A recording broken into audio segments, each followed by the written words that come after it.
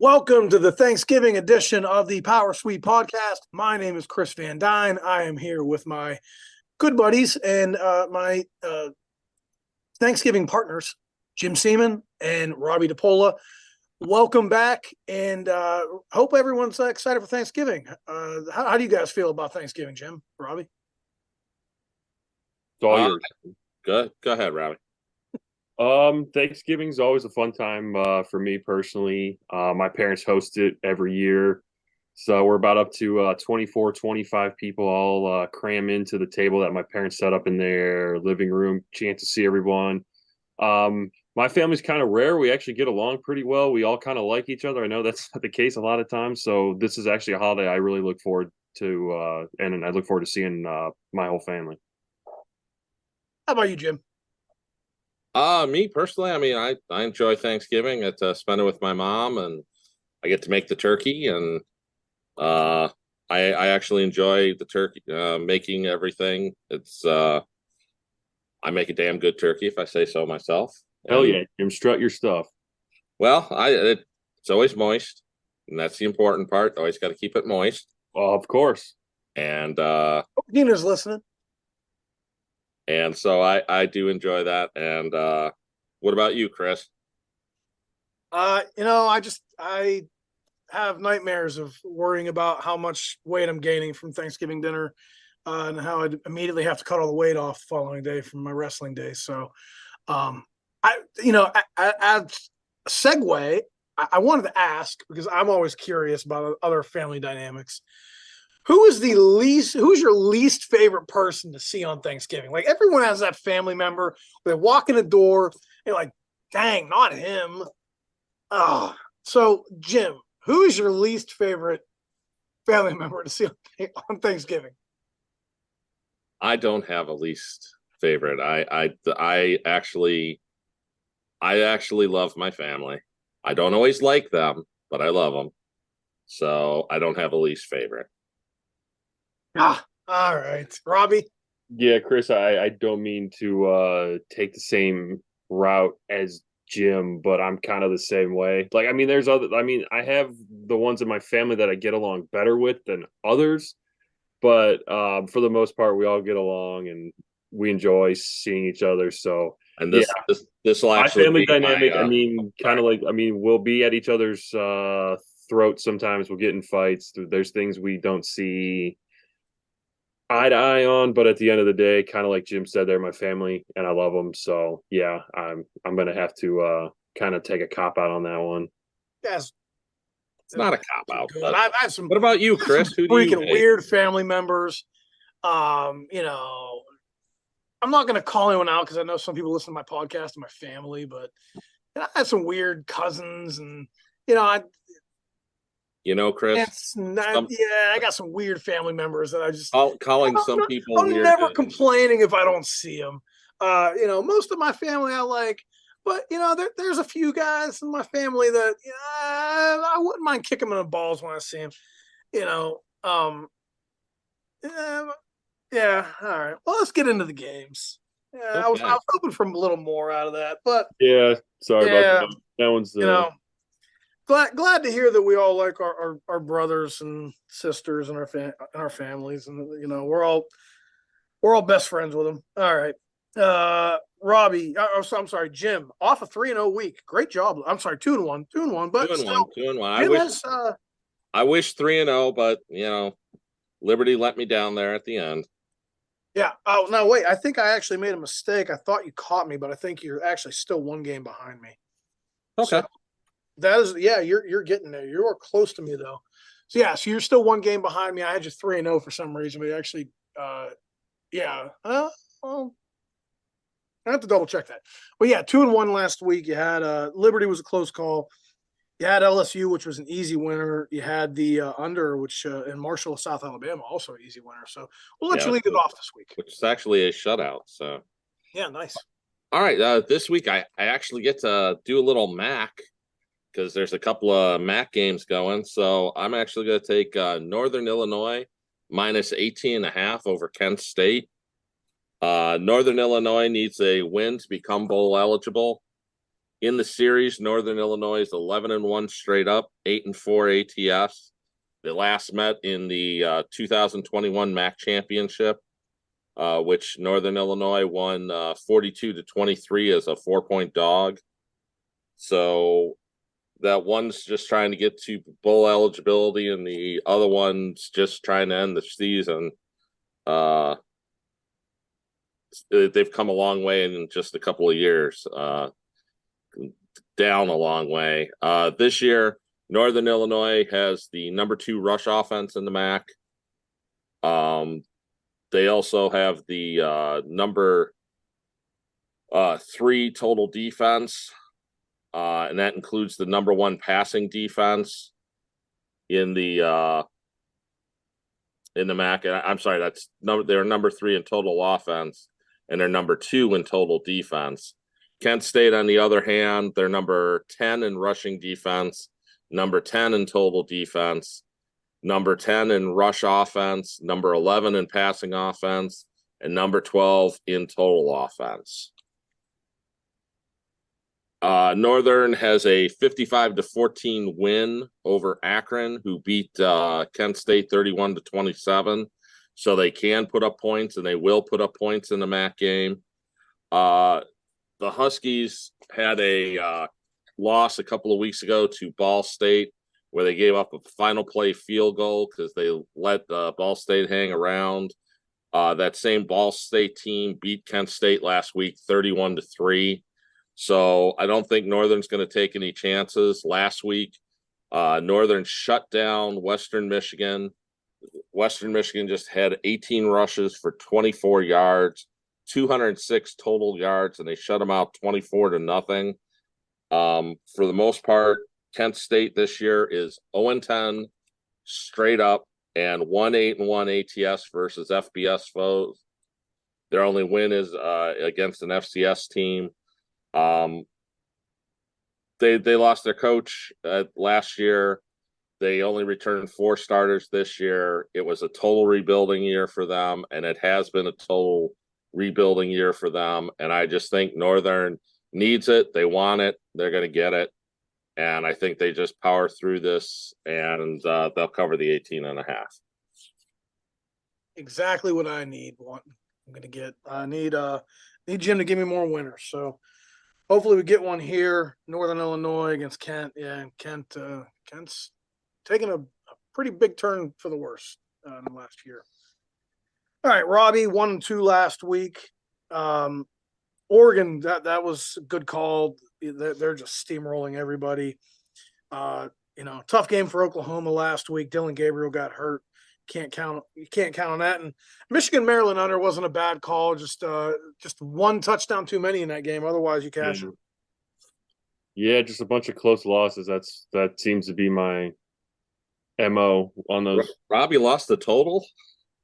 Yeah. Well, yeah, I know. Well, I kind of lose a total on here, but I mean, it's the comp total that I picked hit 8 of the last 9 weeks. My top total on the weekends hit 8 of the last 9 weeks. So I promise you, I can pick a total. It's I'm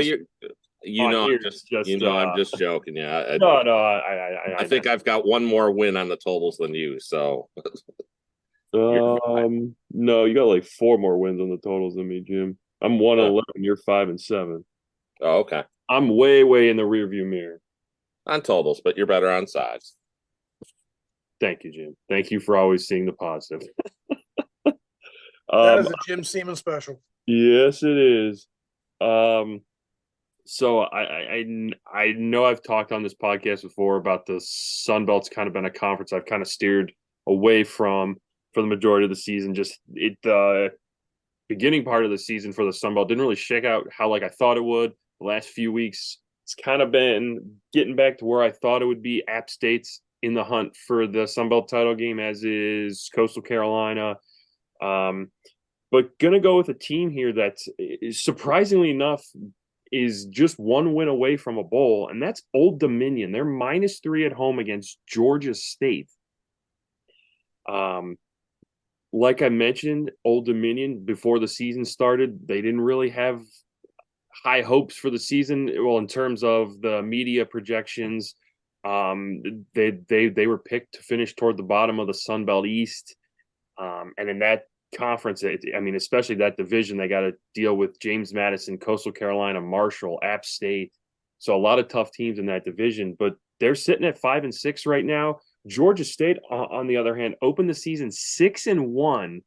Now they've lost 4 in a row, and they've been getting demolished in their last 4 games. They are allowing on defense 528 yards per game and 46 points per game, and over the last 4 games are minus 203 yards per game and minus 29 points per game. So they are absolutely just, I don't know what, if the wheels fell off. They really haven't taken any major injuries. Their quarterback's there. Their running back, who's rushed for almost 1,300 yards, is there. Their top receivers are all still there. Their offensive line stayed intact. So I don't know what's going on for the Panthers here, but Old Dominion can surely take advantage of a Georgia State pass defense that ranks at the bottom, number 133 in our pass D rankings. And Old Dominion's quarterback, Grant Wilson, is actually hitting 61% with a 7-to-1 ratio over the last 4 games. So he's performing better. Old Dominion also has a couple of good running backs in Kadarius Callaway and Keyshawn Wicks that have both topped over 500 yards. Georgia State's run defense has given up 200 yards per game and 5.6 yards a carry the last 4 games. Georgia State overall is on an 0-4 straight up ATS run. And meanwhile, Old Dominion's already pulled off a couple big wins at home. They beat Louisiana at home. They beat App State at home. They only lost to Coastal by 4. They only lost at James Madison by 3. Meanwhile, Georgia State lost to James Madison by 28. They lost to App State by 28. So just not a good last few weeks for Georgia State. And Old Dominion -3 at home, I think, is kind of cheap. They keep these games close, so I like that the spread's only -3. I think Old Dominion can win this game by about 7 to 10 points. I don't see it being much bigger than that, but give me Old Dominion at home -3. Yeah, they've definitely been a team that has kept a lot of games close and been better than a lot of people expected. Ricky Rainey doing a good job there. All right, I'm going to go to CUSA, a conference that I cover, but I've not done very well in. But this is a situational play. You know, Jacksonville State is a team that has been just slept on all year, including by myself. But they're 8-3. They're plus 57 yards per game. They've done very well in conference, only losing 1 conference game all year. That was to Liberty. A couple weeks ago, I did use them on this podcast against South Carolina. They were plus 15.5. They were only down 3 with ball in South Carolina territory and driving, but threw a pick 6. Ended up losing that game by 10, but did cover. I have a potent run game with quarterback Zion Webb and running back Malik Jackson, both over 6 yards a carry. And, you know, Rich Rodriguez, experienced coach. They're in a great situation this week. They are on the road at New Mexico State, but New Mexico State is off that monumental win that no one saw coming against Auburn. Diego Pavia was expected to actually not play in that game, but he ended up not only playing but leading the win. And you know, they're off that big upset win, but they also have the CUSA championship game on deck.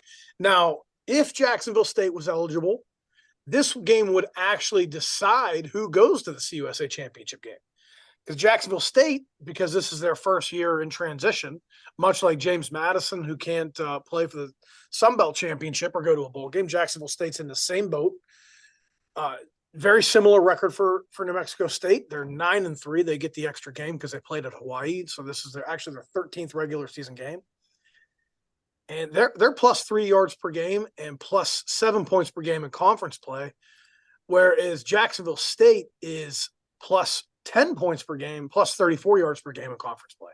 They've been a pretty good second half team. They've had a lot of second half comebacks. Defensively, they've stepped up lately. They're holding their last 4 opponents to 63 rushing yards a game. They have 34 sacks this year.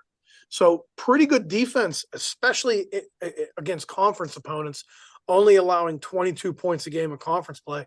And I just feel like in a flat spot for New Mexico State, coming off the big win against Auburn, with the CUSA championship game on deck against Liberty, and Jacksonville State probably being a more motivated team. Because if you're Jacksonville State, you're like, all right, we want to prove that we should have been the ones to get to go to the CUSA championship game. This could be their last game of the season. It probably will be. This actually might be their Super Bowl. To go and win this game at New Mexico State and finish second in the conference is probably their Super Bowl, whereas New Mexico State's got their big game next week, and they're coming off a big game last week. Give me Jacksonville State +2. I think the Gamecocks pull the upset here. Rich Rodriguez gets his team to a 9-3 finish in his first year in the FBS. All right, going on to round two. Let's start with Jim back for a second play. And by the way, Jim, you are tied with me. I did clarify you. We are tied at sad. It's sad we're both 17 and 19, but you are tied. Robbie has the best sides record at 13 and 11. I'm still best on totals at 8 and 4. Okay. Well, let's all go 3-0 this week and keep the tie going. I'm down for that. That's All what right. gives us above 500.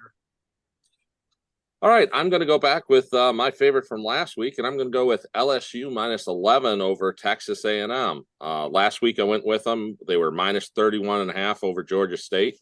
That game was actually 14-14, and then LSU just kept scoring and scored the final 42 points. Texas A&M, they won 38-10 over Abilene Christian. The bad news is they were 40.5-point home favorite and didn't get there.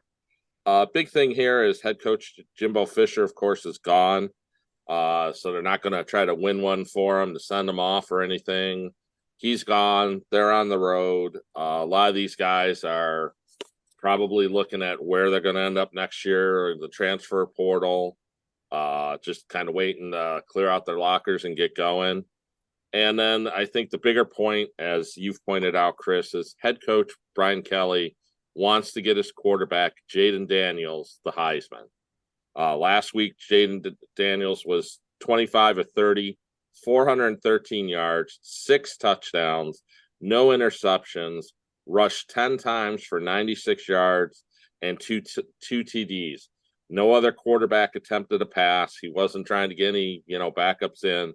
He wants to get him the Heisman, and I think LSU is just out there to score. Texas A&M may try to slow the game down, but because they're not going to be able to keep up. But even if I think at one point they had 7 straight drives with a touchdown. So even if Texas A&M slows the game down, I don't think they have the offense to make all the drives, and I just think LSU, every time they get the ball, is going to score here. Yeah, last week, 8 minutes and 59 seconds left. They're up 49-14, and Daniels threw a 40-yard touchdown pass. They are taking no mercy, and every article I've read is Brian Kelly saying Jaden Daniels for Heisman. And you got to think that they've lost the SEC West. All their goals are gone. This is the big thing. And for Brian Kelly, I think he's looking at it from a recruiting standpoint. We can go in the next year and say, look, we had the Heisman winning quarterback. You want to play quarterback at LSU because if you do, you're going to be a first-round draft pick and a Heisman winner. And, for Kelly, it's that. But, Daniels is amazing. I love watching him. He is so fast. All right. Robbie, you are up for round 2. Let's roll back into Sunbelt play. Yeah, I know. I talked about staying away from the Sunbelt a lot of this year, but just another play that I happen to like, kind of another one of those situational plays with App State and Georgia Southern. These two were actually rivals. Jim, correct me if I'm wrong, but they were in the SoCon. They were rivals in the SoCon back in the FCS for a while. Yes, they were. Okay, perfect. Got that right. So these for many years. Yeah, these two teams have quite a bit of history with each other. Their rivalries carried over to the Sun Belt. Funny enough, App State or Georgia Southern's actually covered the last 5 meetings, and they've pulled 3 outright upsets. So they've actually had the edge in this series for quite a while. at least as Sunbelt foes. But here, I just think the situation favors App State. They need a win and a little help with James Madison beating Coastal to get to the Sunbelt title game. But that, I mean, it's still up for grabs. I believe the Coastal game and the App State game start about the same time, maybe within an hour or so of each other. So they're not going to really know the score ahead of time. So they're going to have to play all out. And still, App State's won 4 games in a row. They've covered their last 3. They're playing a lot better. These are just 2 teams headed in opposite directions. As Georgia Southern's failed to cover 3 straight, and they've actually dropped 3 in a row straight up. They're actually 1-5 ATS in their last 6 games. And App State, as I mentioned, they've actually won 4 in a row, covered 3 in a row, and they upset James Madison on the road last week, ending their undefeated season. App State's defense has really been a big part of their turnaround the last few weeks. Over their last 3 games, they've given up just 290 yards per game and 15 points per game. Meanwhile, Georgia Southern was routinely putting up 300-yard passing attacks games every week, putting up over 400 yards. In fact, 7 of their first 8 games, were over. They had at least over 400 yards. They've been held to under 400 yards the last 3 weeks. Their passing attacks kind of been hit or miss. Davis Brin, their quarterback, does have 22 touchdown passes, but he also does have 13 interceptions. And Georgia Southern, on the other hand, their defense hasn't been overly great this year. Their pass defense especially ranks number 93. They face an App State pass attack that's averaging over about 290 passing yards a game the last 4 weeks. They're hitting 66%, and App State's quarterback Joey Aguilar has a 13-3 ratio over their last 4 games. So he's really turned it on these last 4 games. Georgia Southern already has 6 wins. They have a berth in a bowl game locked up. Not really much to play for. Can't reach the Sun Belt title here. Like I mentioned, App State needs a win plus a little help to reach the Sun Belt title game. So I think App State at home, they want to beat these guys. They've not had a lot of success over them the last number of years. They were upset last year, which actually led to them missing a bowl game. So there is a revenge factor here as well. Line's only 8.5. I think App State gets this done by about 2 touchdowns.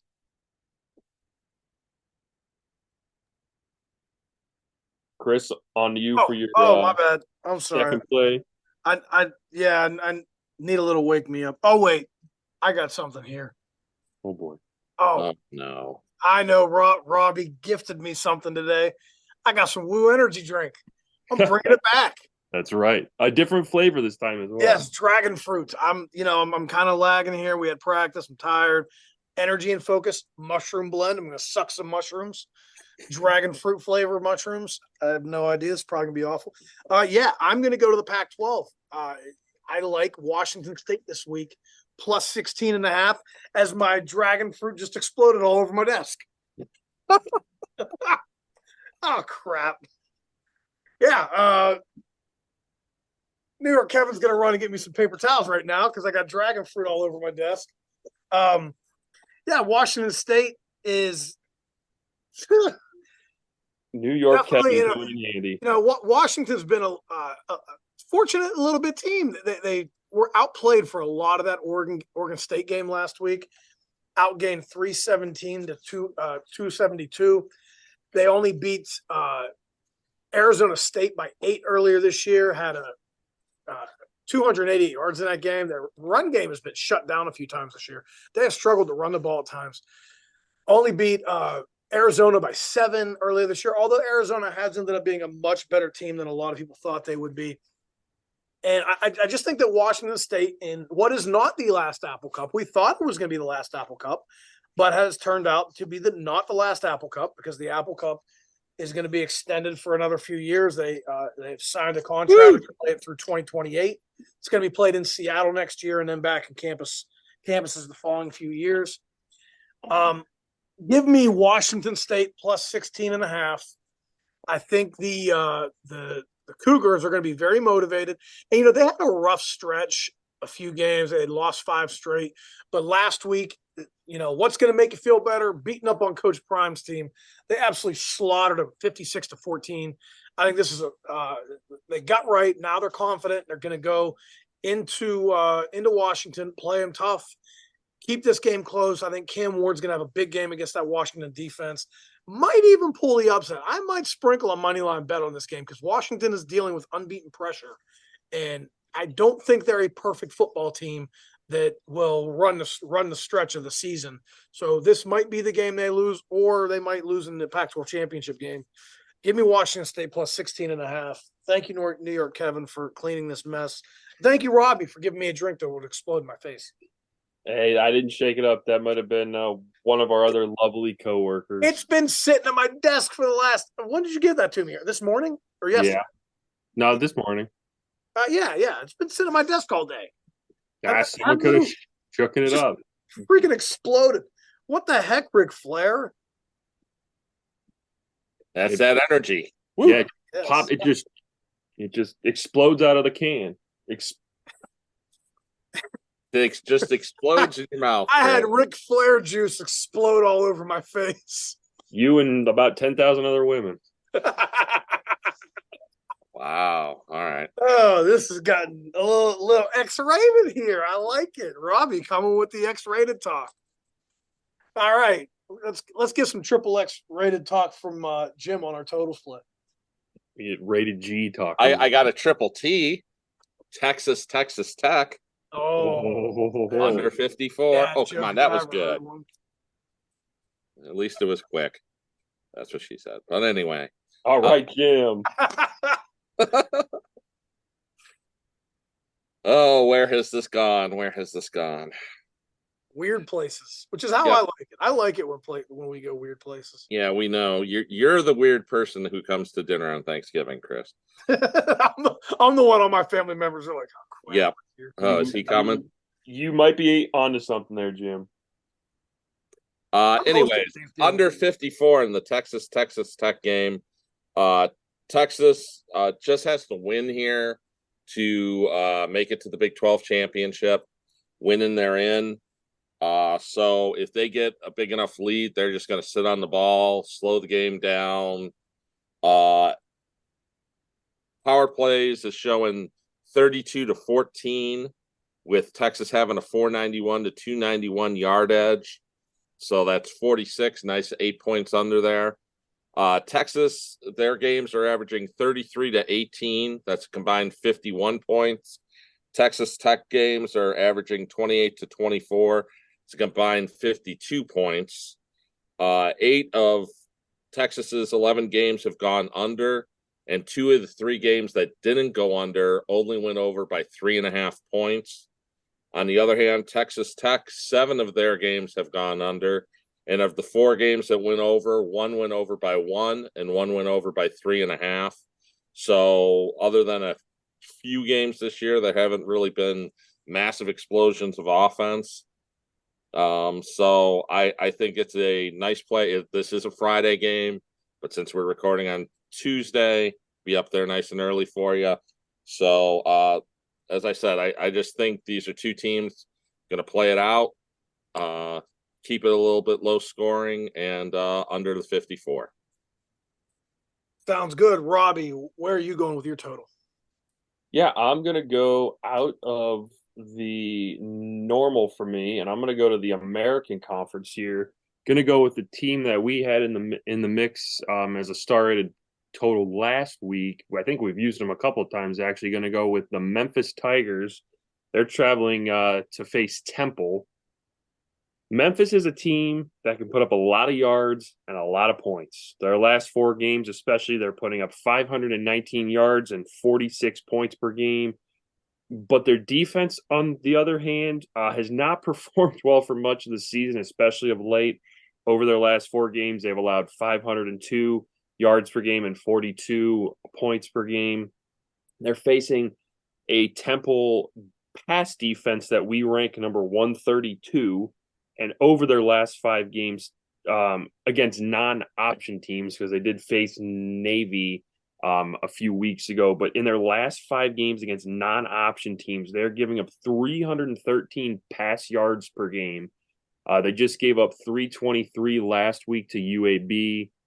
Or I'm sorry, they gave up 316 to UCF. They gave up 358 to SMU. They gave up 338 to UTSA. Meanwhile, Memphis has thrown for 376 pass yards per game the last 4 weeks, hitting 69% of their passes. However, Temple does have a quarterback in E.J. Warner, who, when healthy, has performed well. He's got a couple 400-plus yard passing games. He threw for 402 against Navy, 323 against UAB last week. And Memphis's pass defense has given up some yards the last 4 weeks. They've given up 306 passing yards per game, 67%.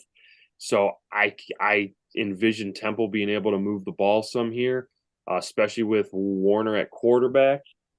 Like I mentioned, Memphis has kind of put up 46 points, but they've allowed 42 points per game their last 4 weeks. I see a higher scoring game. I think Memphis easily gets into the 40s here. I see them scoring by like 45, 48 points. I think Temple easily gets at least three touchdowns here. I mean, I see like a 48-24, 48-27 type game here. So give me the Memphis Temple game, which is a Friday game as well. I will like to mention. So this is a Friday game. So make sure if you're going to play it before Friday. But I'm going to take Memphis Temple over 65. All right. So I definitely think Memphis is an over team, and Temple when EJ Warner is healthy, like you mentioned, they're an over team as well. I'm going to go to Georgia Tech. I think this game could be high scoring as well. A total is 60, and the Bulldogs, their offense is on a roll, and they've been lighting the scoreboard up. 41 points a game their last 4 games, 489 yards a game in their last 4. I think this is a great opportunity for Georgia to light up a bad defense in Georgia Tech, who has one of the worst rush defenses in the FBS, worst rush defense in the ACC, especially 222 rush yards per game allowed. Pass D is decent, but they're giving up 48 yards per game more than their opponent's average. I think that this is going to be probably a blowout, absolutely. But also, I think that Georgia Tech can score a little bit. They average 67 yards per game above what their opponents allow on average. They're putting up 439 yards per game. I think that Georgia Tech will score at least probably 14 to 20 points. And remember, this game was close last year for a long time. They gave Georgia a heck of a run last year. It was 10-7 in Georgia at halftime. And in the fourth quarter, Georgia really pulled away. It ended up being 37-14. I think this Georgia Tech offense is much improved. Last year, they were starting Taysom Pumashon at quarterback. This year, Haynes King, the Texas A&M transfer, he's thrown for 2,600 yards, 26 pass touchdowns. They can run the ball. They've done a great job in 4 of their last 5 with over 200 rushing yards in those games. I think that the Jackets here are going to get on the board a few times. They're going to score a few touchdowns, put pressure on Georgia with the SEC title game on deck. Georgia's been a little banged up on defense with Dumas Johnson's missed a few games, and I think that this might be a game where they might try to rest some players and play some of their younger guys. They can't turn to the walk-ons, though, so they got to keep the starters in the whole game because it's on the road. So I think this game will be over 60 points, Georgia versus Georgia Tech. I didn't check the power plays projection. I do usually do that. Let me see what the projection had. The 42-19, so has it just going a hair over the total at 61 points. But Georgia Tech over. And now it's Thanksgiving weekend. We've got to get our good buddy New York Kevin to come in and give us a podcast code to give out to the listeners, because this week is, it's a big week, Thanksgiving weekend. And Kevin, welcome back to the podcast. I'm glad to have you here again. Thank you for having me. Guys, if you don't know Kevin, he brings more energy than everyone in the office. He looks like he is a linebacker getting ready to hit somebody in the locker room. I mean, he is fired up. He's like kind of pacing over top me right now. It's kind of making me nervous. Kevin, give out the podcast code for this week. This week's promo code is Pilgrim. That's right. This week's promo code is Pilgrim. And remember, this Thanksgiving, don't be a turkey. Call North Coast and use promo code Pilgrim to get $10 off Power Sweep or $20 off any late phone package. Have a very happy Thanksgiving. And now back to Chris. Well, before you go, Kevin, before you go, so what's your big Thanksgiving tradition at home? What do you do in New York City on Thanksgiving? Friends, family, and football. That's how we do it. Did you guys ever play like Little touch football in the street in between the cars? Yep, all the time. no tackling? No tackling. No tackling. So I would not want to get hit by Kevin. He's built pretty sturdy. Kevin's fired up right now. He's going to go outside and just probably run over some old guy in the street. Again? And we had to go with Pilgrim as our podcast code in honor of the greatest sandwich of all time. That was on last week's. It was last week's podcast, wasn't it, Robbie? Yeah. The Pilgrim. Got to promote the Pilgrim. Hey, and just so you guys know, for those of you who have access to a Get-Go, if you go for the next couple of days until the 23rd, and you buy a Pilgrim, you can get double points. So be sure to get those Pilgrims and get those double points. That's from my friend Caleb who works there. That sounds like a plan. I'm stopping on my way home. I am too. And I promise the listeners, we are not paid by Get-Go or Giant Eagle to promote. We'd be happy to be. Oh yeah, bring on. We are also not paid by Ric Flair or the Woo Energy drink, and I can tell you, Robbie, this tastes like crap. Yeah. What have I been telling you guys? Because we're not paid by them, I can be honest about it. This tastes like crap. Do not buy Ric Flair's Woo Energy drink, the sparkling mushroom elixir. First off, that sounds disgusting. Yeah. I don't want to drink anything with mushrooms in it. Unless I'm Aaron Rodgers trying to trip balls. And dragon fruit, it tastes like dragon balls. So thanks. How do you know what those taste like? All over me and tastes like crap. Full disclosure, the only reason why I have these is because I bought 6 of them to meet Ric Flair himself. So it was worth the money to spend to get a picture with Ric Flair and get to shake Ric Flair's hand and chat with him for a bit. But I would not go to the store if meeting Ric Flair was not a perk for buying those. I would not have even bought one. Yeah, he should have paid you to drink this stuff. I wish he would. He's got plenty of money. Yeah. Doesn't he have a hot daughter? Yes.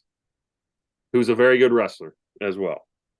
Maybe that should be the perk. You drink my energy drink. No, Chris. Daughter. I said a date. Jim, calm down.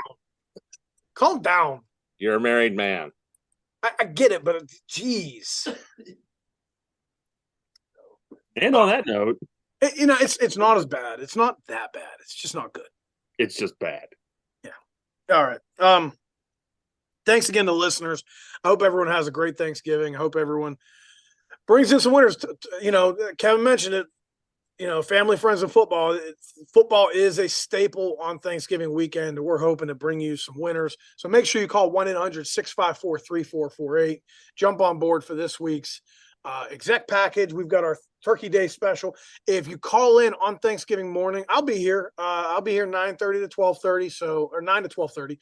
So if you want to call in and get on board for that Turkey Day special or the Thanksgiving exec, make sure you do that. Check out your Power Sweep. Call 1-800-654-3448. You can also go to ncsports.com. And you might get me on Thursday morning if you call in. So hopefully I hear from you. New York Kevin. Yeah, and New York Kevin will be here too. You want to talk to Kevin? He'll be here. He'll be excited to talk to you. Be safe traveling out there. Have a happy Thanksgiving, guys. Thanks again for listening.